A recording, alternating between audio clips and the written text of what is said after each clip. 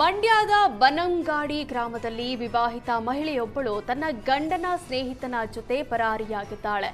ಬನ್ನಂಗಾಡಿ ಗ್ರಾಮದ ಆಟೋ ಚಾಲಕ ಸಾಗರ್ ಹಾಗೂ ಯುವತಿ ಪ್ರೀತಿಸಿ ಮದುವೆಯಾಗಿದ್ರು.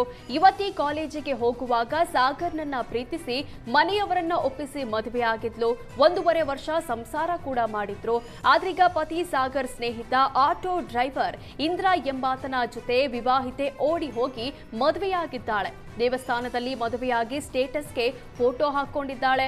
ಇದನ್ನ ಕಂಡು ಪತಿ ಸಾಗರ್ ಶಾಕ್ ಆಗಿದ್ದು ನ್ಯಾಯಕ್ಕಾಗಿ ಪೊಲೀಸರ ಮೊರೆ ಹೋಗಿದ್ದು, ಆಕೆ ಎಲ್ಲೇ ಇದ್ರೂ ಚೆನ್ನಾಗಿರ್ಲಿ, ಆದ್ರೆ ನಾನು ಕೊಡಿಸಿದ್ದ ಚಿನ್ನಾಭರಣ ಹಾಗೂ ಮನೆಯಿಂದ ತೆಗೆದುಕೊಂಡು ಹೋಗಿರುವ ಹಣ ವಾಪಸ್ ಕೊಡ್ಲಿ ಅಂತ ಮನವಿ ಮಾಡಿದ್ದಾನೆ. ಸಾಗರ್ನ ಸ್ಥಿತಿ ಕಂಡು ಪೋಷಕರು ಕಣ್ಣೀರಿಟ್ಟಿದ್ದಾರೆ.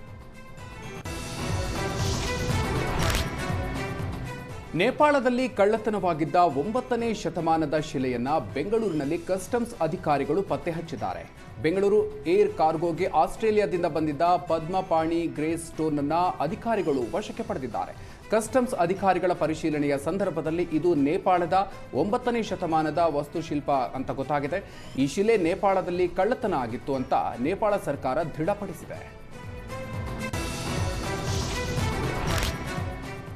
ಕೊಡಗಿನ ಹೋಮ್ ಸ್ಟೇ ಒಂದರಲ್ಲಿ ಪ್ರವಾಸಕ್ಕೆ ಬಂದಿದ್ದ ಅಮೆರಿಕ ಮೂಲದ ಮಹಿಳೆಗೆ ಲೈಂಗಿಕ ದೌರ್ಜನ್ಯ ಎಸಗಿದ ಆರೋಪ ಕೇಳಿಬಂದಿದೆ. ಈ ಸಂಬಂಧ 2 ಆರೋಪಿಗಳನ್ನು ಕೊಡಗು ಪೊಲೀಸರು ಬಂಧಿಸಿದ್ದಾರೆ.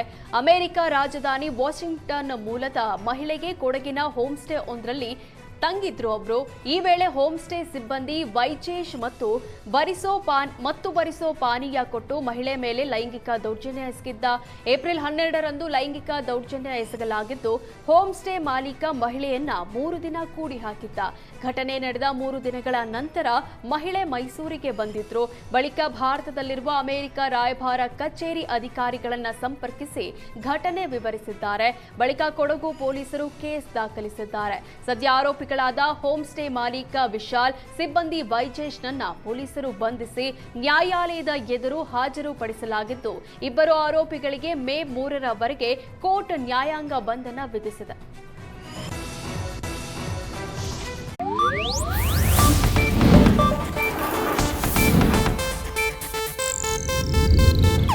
ಇದು ಏಷ್ಯಾನೆಟ್ ನ್ಯೂಸ್ ನೆಟ್ವರ್ಕ್ ಪ್ರಸ್ತುತಿ.